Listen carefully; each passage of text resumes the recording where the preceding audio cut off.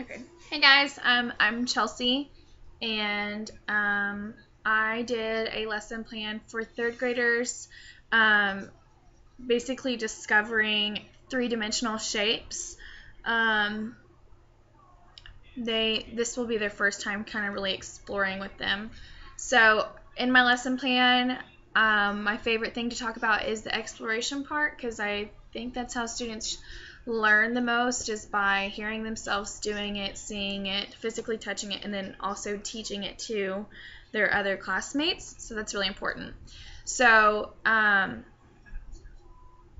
during the exploration part, the students will have these wooden blocks that represent shapes like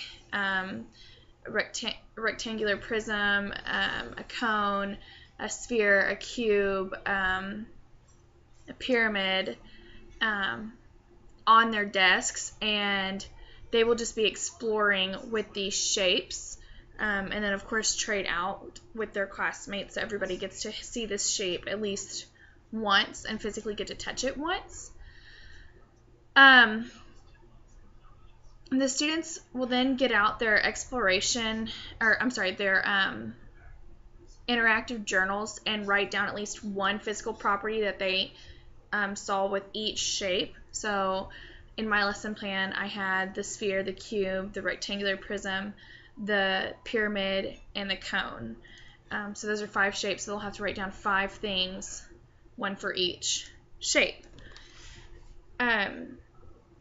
This is good for them to practice exploring, first of all, and then collecting data, which is important. I'm a science teacher, so this is very important for me. Collecting data and then just kind of reviewing back on it. So I give the students about 5 minutes to do this, and then the next 5 minutes they're going to talk with their classmates and basically just tell them what they think the shape is without even giving them the vocabulary of what the correct geometrical term for the shape. The teacher can ask, where have you seen these shapes before? How could you create this shape? What shape do you benefit from the most in your life and why? So for me, I would say a cone because I love ice cream. But just like that, where these kids can start connecting to real life and exploring. And then some questions that I am expecting for kids to ask is for example, what is my favorite shape? Is a tire wheel the same as the sphere shape? Or if they don't know what it's called, is this shape? Is this a rectangle without the extra dimensions? So if they see like the prism, they can pick out the rectangle. That's really good for exploring.